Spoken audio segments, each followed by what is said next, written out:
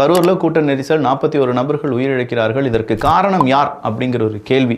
இதுக்கான விடை தேடும் விஷயத்தில் பல நபர்களும் பல கட்சிகளும் பலவிதமான கோணங்கள்ல அவங்களுடைய ரிசர்ச் எல்லாமே செஞ்சுட்டு இருக்கும்போது உயர் நீதிமன்றம் உச்ச நீதிமன்றம் அப்படின்னு சொல்லி வழக்குகள் தொடரப்பட்டு அதுல உயர் நீதிமன்றத்தினுடைய தமிழ்நாடு சார்பான தீர்ப்பு அப்படிங்கிறத உச்ச நீதிமன்றம் தூக்கி எறிஞ்சி ஒரு SIT ஸ்பெஷல் இன்வெஸ்டிகேஷன் டீம் அப்படிங்கிறத அறிவிக்கிறார்கள். அதன் பிறகு அதனுடைய விசாரணை அப்படிங்கிறதுலாம் நடந்துட்டு இருக்கு. இப்போ விசாரணையின் போது என்ன தெரிய வரும்? அந்த 41 பேர் உயிரிழந்ததற்கான காரணம் தாவேகாவா திமுகவா இதுதான் தெரிய வரும். இந்த நேரத்தில் வந்துகிட்டு SIT விசாரிக்கவே கூடாது, அதுக்கான இடைக்கால தடை உத்தரவை பிறப்பிக்க வேண்டும் அப்படின்னு சொல்லி திமுகவினுடைய அரசாங்கம் ஒரு மேல்முறையீடு அப்படிங்கிறத செஞ்சிருக்காங்களாம். தாவேகாவினர் என்ன சொல்றாங்கன்னா, எங்க இவ்வளவு நாள் யார் குற்றம் செய்தார்கள், விஜய் தான குற்றம் செய்தார்கள் அப்படின்னு சொல்லி திமுக காரங்களாம் சொல்லிட்டு இருந்தீங்க.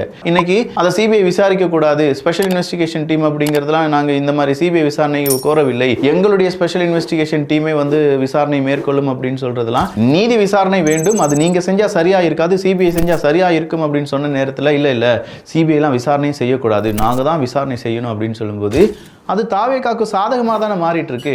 இதை பார்த்து கொண்டு இருக்கக்கூடிய மக்கள் என்ன நினைப்பாங்க? அப்போ திமுக ஏதோ ஒரு பிரச்சனை செஞ்சிருக்காங்க.